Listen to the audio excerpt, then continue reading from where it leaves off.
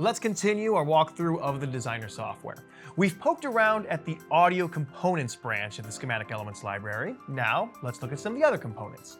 We're not going to dig deep into the functions of any of these components here. I just want to show you where they can all be found. Some of these we'll cover later in Q-SYS Level 1 training, and others are covered in some of our additional advanced courses. So I'll be sure to point those ones out as we get to them. Let's start by looking at all of our available categories. In this version of the software, in addition to audio components, I also have control components, monitor components, scripting components, video components, layout, and UCI buttons. And you never know, future versions might have more categories as well. So if you see something in your software that you don't see in this video, just dig into the help file for information about it. The control components provide a number of objects that affect the flow of your control wires in much the same way that audio components affected the channels of your audio wires. You've already briefly seen that nearly every control inside a component can have its control pin exposed, allowing that control to have an effect on something beyond its original purpose. Some of these are fairly obvious. A control delay, for instance, will delay the passage of a control signal by a specific length of time.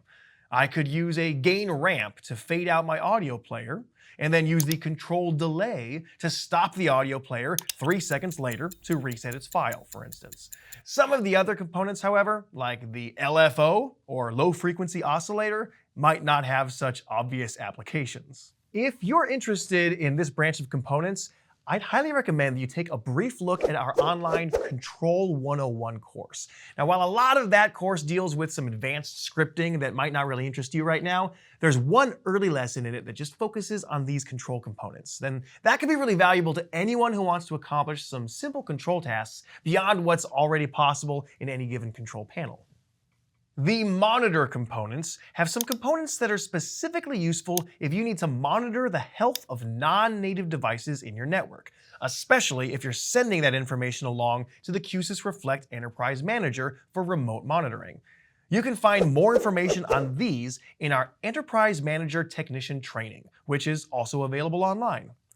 At the risk of sounding like an infomercial, the same is going to be true for the scripting components branch.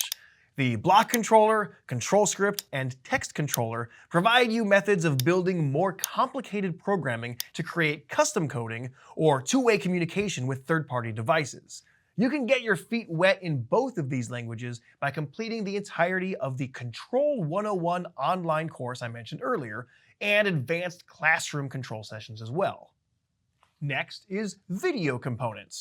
Well, in this particular version of the software, this title is a little misleading, as it should say video component, singular, as it only contains the camera router. This is used to route any of our networked PTZ-IP cameras to a USB video bridge to be used by your teleconferencing soft codec. However, as I've said several times before, the Q-SYS platform is always growing, so you may find new components in here as new devices are offered. In fact, you knew I was going to say it, didn't you? Yeah, you knew this was coming. We offer an online training course called Video Training 101, which will get you up to speed on our networked video endpoint devices for HDMI distribution. The layout branch has some tools to help keep your design organized.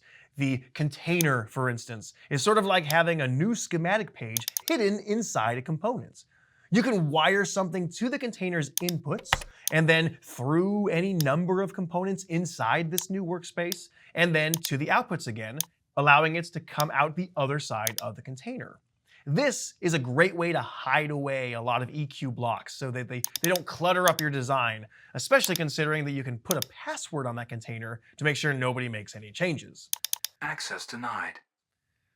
The channel group performs a similar function, but it will apply the signal path of this workspace to every one of its input channels. So rather than repeating the same adjustments to 8 different EQ channels, you could choose to use a channel group and only make that adjustment once, which will be applied to every input.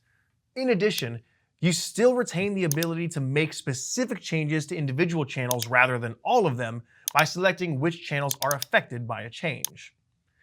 Next is the pop-up button, which works very much like the container, except on a user control interface, or a UCI. This is a simple way to hide a bunch of buttons away and have them appear or disappear when you press the button. We'll see a lot more tools for building UCIs in later sections of this course. Also, here you see the signal snake input and output, which we saw earlier as easy ways of grouping multiple wires together. Moving on to the UCI buttons branch, these are buttons that are only able to be added onto your UCI and are used for things like navigating to a different UCI page or launching a web browser to a specific URL if you're on a phone, tablet, or a PC. You can also log the user off of that UCI or temporarily deactivate the UCI, allowing you to physically clean the screen without accidentally hitting any buttons. There are a few other categories and tools here in the right side pane to explore. Plugins can be installed by using the Q-SYS Library, which is an online repository of, amongst other things, plugins that have been developed to let you easily control common third-party devices without any scripting. It's always a good idea to see if we have a plugin for a device you're integrating, which will make your programming time much easier. You'll also see user components here, which can store components or groups of components that you would essentially like to save for later. If you have a series of EQ components for a common microphone that you've tuned just right, for instance, you could add those components to your user components, and Q-SYS Designer will create a new object that you can then recall at any time in any design that's already wired and configured exactly as you saved it. Whether you use this for common functions that you use frequently, or rare functions to save yourself the trouble of hunting down something from an old design, using user components can save you a lot of time. User components are stored in the user components folder where your Q-SYS Designer software is installed, letting you easily share these files with other engineers or add others to your own library. Finally, let's end with some really simple features, the graphic tools. These create visual elements to either your schematic or your UCI to help keep you organized.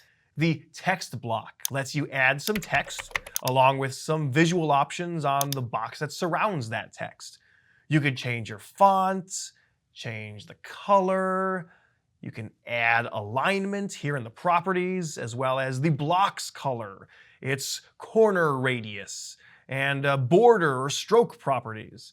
If you don't see any color, be sure to adjust that color's transparency to make it visible. The header is a similar tool, but rather than putting a box around your words, it builds a horizontal line surrounding your text to create some visual separation. The group box is just another variation of this, in which your text will be contained to a tab at the top of the box, which is a very handy way to label a bunch of components and, once again, create some visual distinction between different areas of your design or UCI. The last tool here is the polygon tool, which lets you build a custom shape just by clicking the vertices of your shape and then double-clicking to close it off. You could then drag a control onto this polygon and hold the control key to give the polygon the power of that original control. This can be particularly useful on UCIs with ground plans, letting you select a room to mute it, or send a page, or combine it with another room, etc. Alright, so you've seen everything that's in the right side pane now. So in the next video, we'll check out all the features that are available in the left side pane. Take a quick break and move along whenever you're ready.